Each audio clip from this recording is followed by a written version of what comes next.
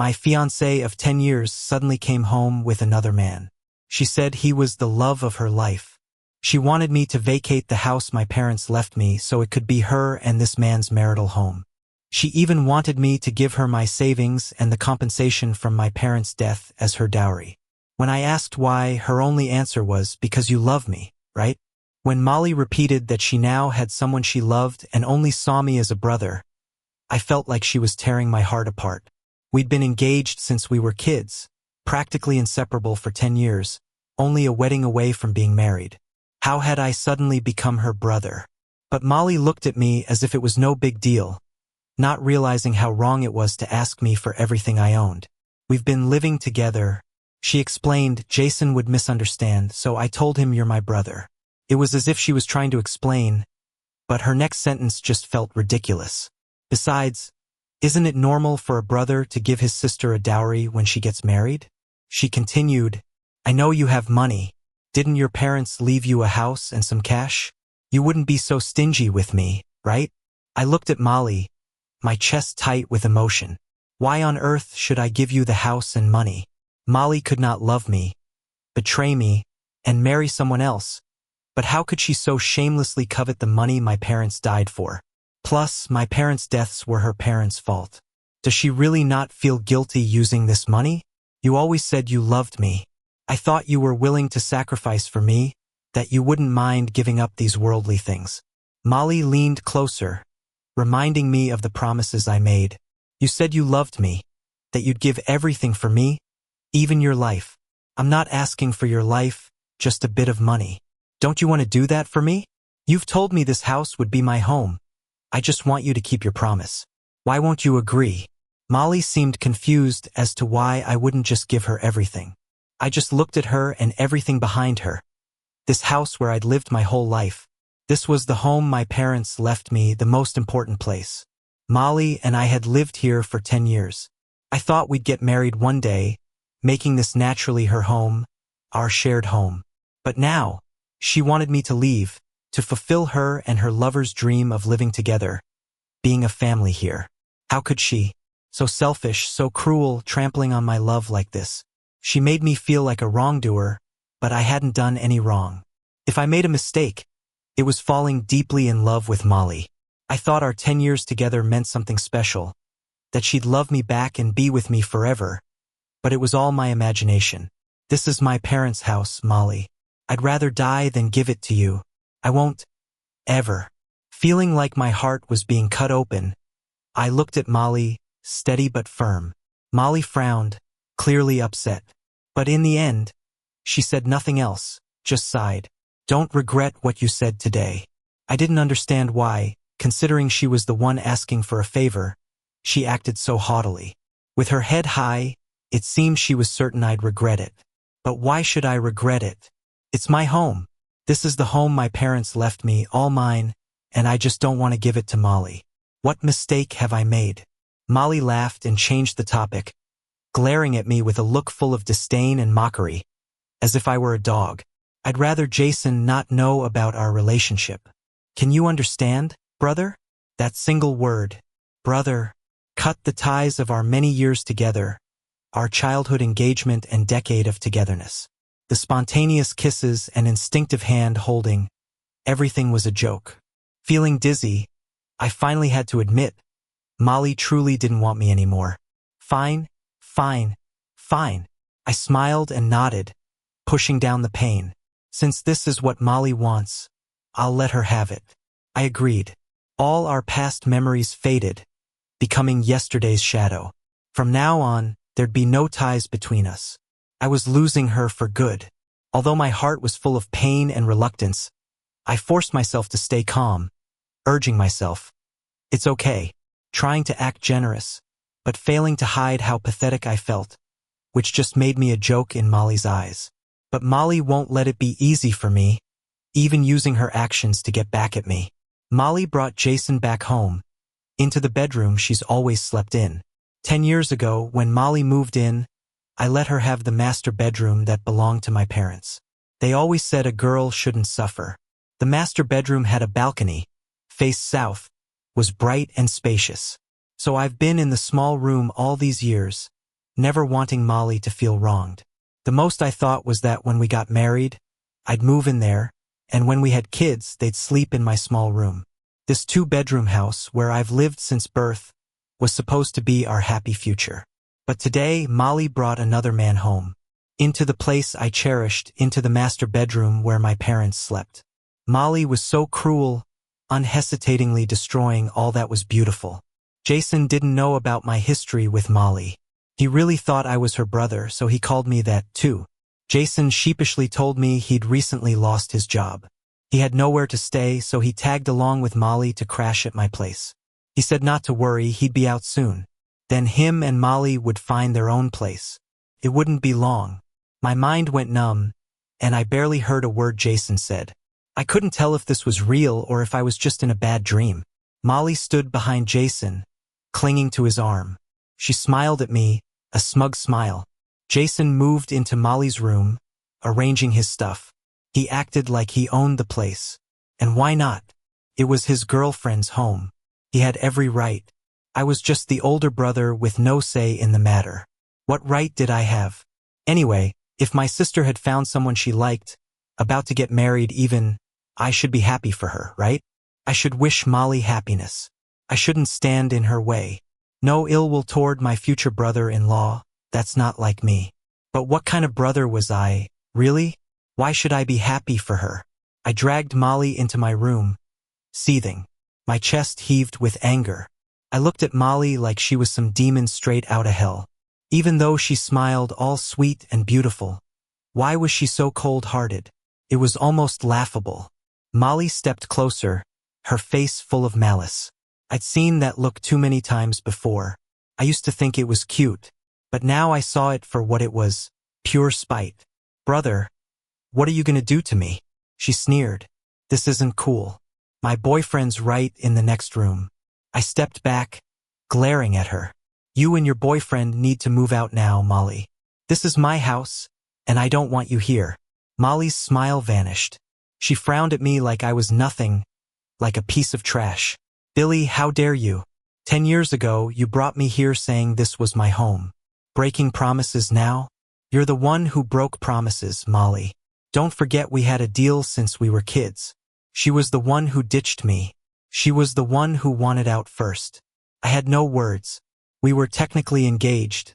A promise made when we were young and probably didn't mean a thing now. I had nothing that could hold her down. If she wanted out, let her go. No point in holding on to something that didn't want to stay. A forced love just ain't sweet. I understood that.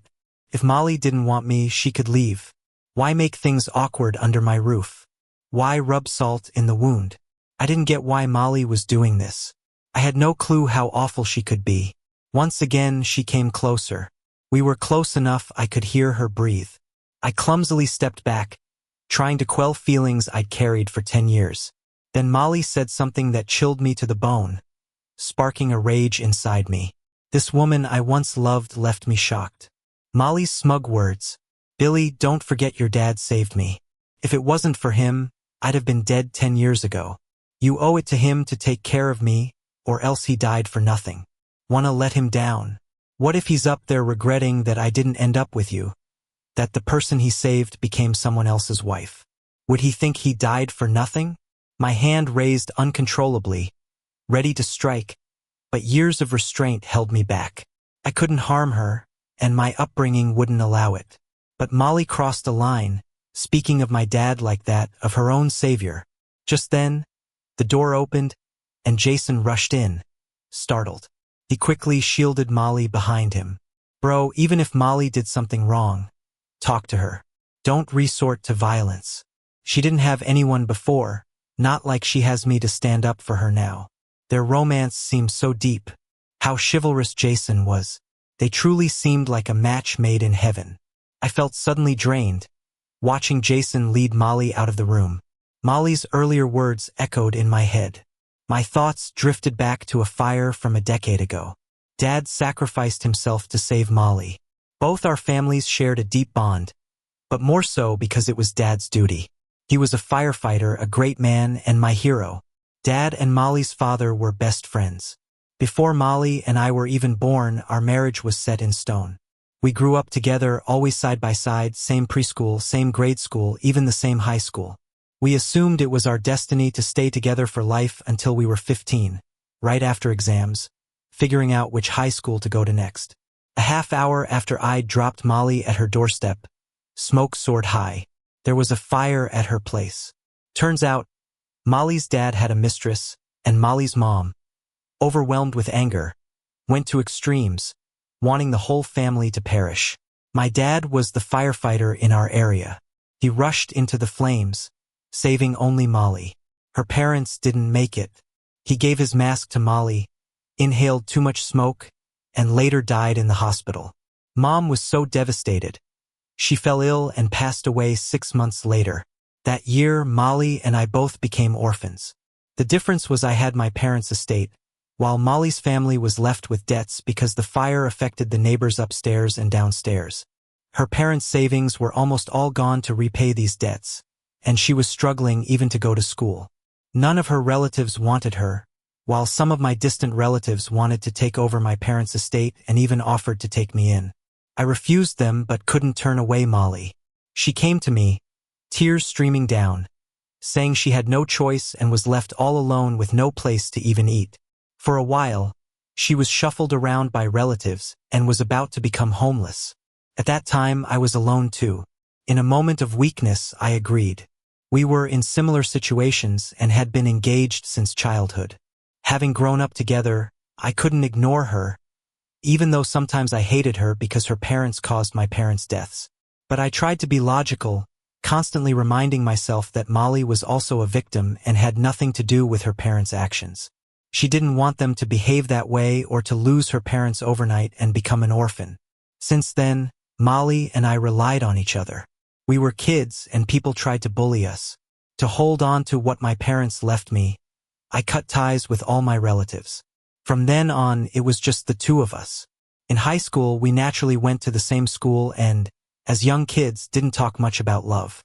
We went to the same university too, staying local instead of going far. We'd go home together on weekends to eat, living a simple but sweet life. In time, everything like holding hands and kissing felt natural, like it was meant to be.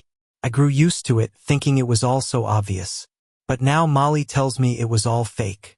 She won't marry me. Genuine feelings are rare, and hearts change. I'm not one to force things, but she knows the house is important to me, and that money was my dad's sacrifice. Yet she still demands them. Since then, Molly and Jason started flaunting their affection in front of me. She's pushing me to the edge, wanting me to kick her out in a fit of anger. But of course, she won't leave easily. She has nowhere to go. After working for 3 years, Molly barely earned enough to cover her expenses and has no savings. If I kick her out, she has nowhere else to go, and her boyfriend is no different. They're set on freeloading off me, hoping I'll leave the house for them out of frustration. But why should I? I might lose Molly and whatever love there was, but I won't lose the money and house my parents left me. That's my bottom line. I'm determined to kick Molly and Jason out. It's my house. Why should they stay here? I can overlook Molly's past, and all the money I spent on her over years, but I'm not obligated to support her forever. Am I supposed to watch them live their lives here? What if they have kids? Do I need to support them too? I owe her nothing. Seeing my resolve, Molly gets furious and tries to use our past to soften me, but she doesn't get it.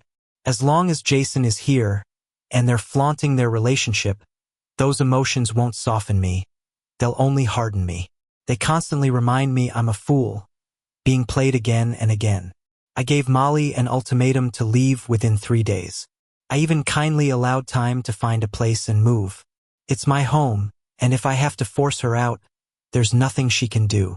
But the next day, I got a medical report. Molly had dragged me for a checkup some time back, and I'd almost forgotten about it.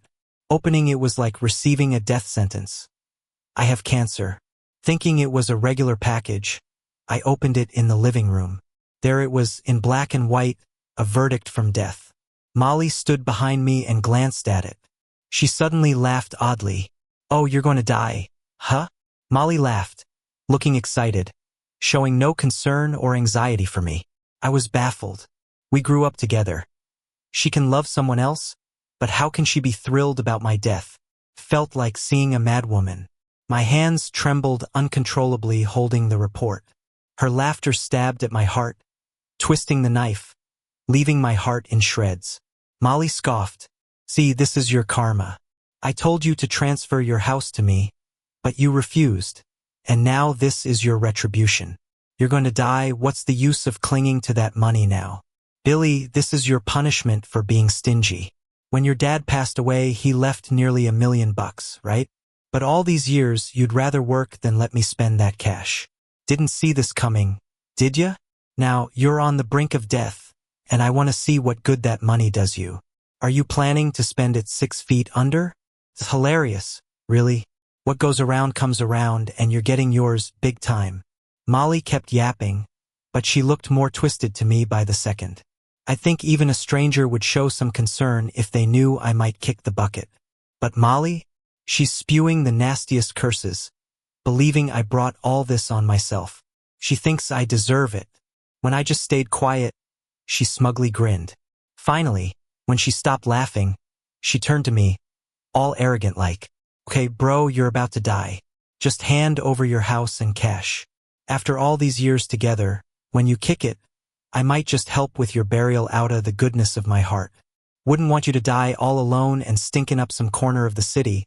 That's just bad for everyone, you know? Thanks, but no thanks." I watched Molly clench her teeth in frustration.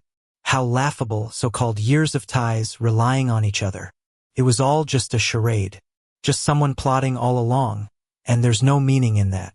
Molly, rest assured, even if I donate every penny, give it all away, you're not getting a dime. A house worth $300,000, nearly a $100,000 in savings, $400,000 in total. That's what turned Molly into someone else, or maybe she was always like this underneath. Now she's showing her true colors. So vile. You're dying? Can't you just do this for me? Molly screamed hysterically. Guess I really let her down by not giving her the money. But I planned to let her down. I'm not fulfilling her wishes. Cancer's not necessarily a death sentence, but Molly acted like I was a goner for sure. She didn't think I might need that money for treatment. All she wanted was to get her hands on it. At that point, my heart was completely shut off to her. I stopped being soft. I kicked Molly and Jason out. Molly hurled insults at me, cursed me to die soon. But even if I do, she's not getting her way. After they were gone, it was just me all alone in the house. Felt kinda sad. Dad, Mom, I miss you guys. Back when I graduated college, I proposed to Molly. She said yes, wore the ring. But then she claimed we were too young to marry, needed to focus on our careers. I agreed to delay it. 3 years went by. She didn't marry me. Instead, she got someone else and wished I'd just die. It's really funny, isn't it? And now I've got this terminal illness. Maybe her curse did work. Yet, even so, I'm not ready to just give up on life. I want a shot at fighting for it. The money was what Dad left behind when he died, so I never intended to spend it, even when times were tough. But maybe now's the time to use it. So off to the hospital I went for a thorough checkup. Turned out the doctor told me I wasn't sick at all. That report was fake. I thought something was up since it took forever for that report to come. The doctor said someone already took it, and that person was Molly. Laughable, right? Now I see what's up. She snagged my report and then faked one to make me think I was terminal. Just to swindle my money. Lucky for me, I didn't fall for it. I changed the locks, made sure Molly couldn't step inside my house again. She's got her precious love now, even if she's broke. Love, they say, can fill the belly. She and Jason are a match made in heaven. So perfect, they won't come bothering me again. Yet, not even 2 weeks later, Molly's at my door, asking for a truce, no less. She's crying, looking all shattered, beyond desperate. Seems pitiful. Last time she looked this pathetic was when her parents died. Then she came to me, saying she had no one else, begging me to take her in, to not abandon her. Back then, she'd sworn her love and loyalty. Now she wants to play me with the same old tricks, telling me Jason's just a con man, lazy, living off her, that he hit her when she couldn't con me out of money. Turns out Jason knew about us all along, not just siblings. He was fine with it as long as Molly got my assets. But she failed, and so he turned on her. They fought just like Molly's parents did. Jason beat her up, kicked her to the curb, and here she was running back to me just like 10 years ago. She looked so helpless then, and I really did feel bad for her. Back then, because she was my dad's last wish, I went soft on her. I'd suffered just to keep her safe. But now, looking at Molly, I can't even muster an ounce of softness. I just feel disgusted. I gave her a little smile and said, "Molly, you know what?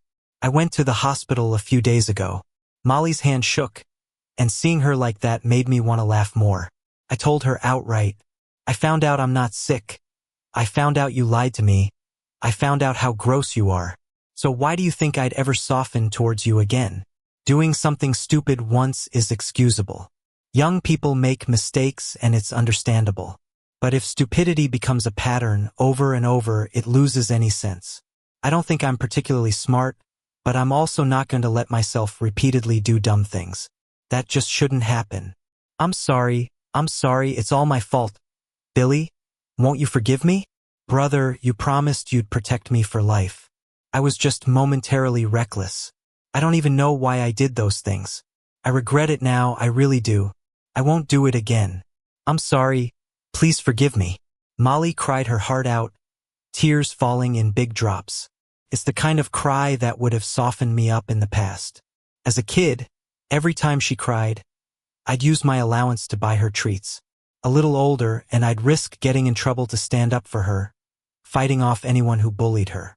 When her parents died and she cried, I took her into my home, giving her a decade of devotion like an unwavering shelter.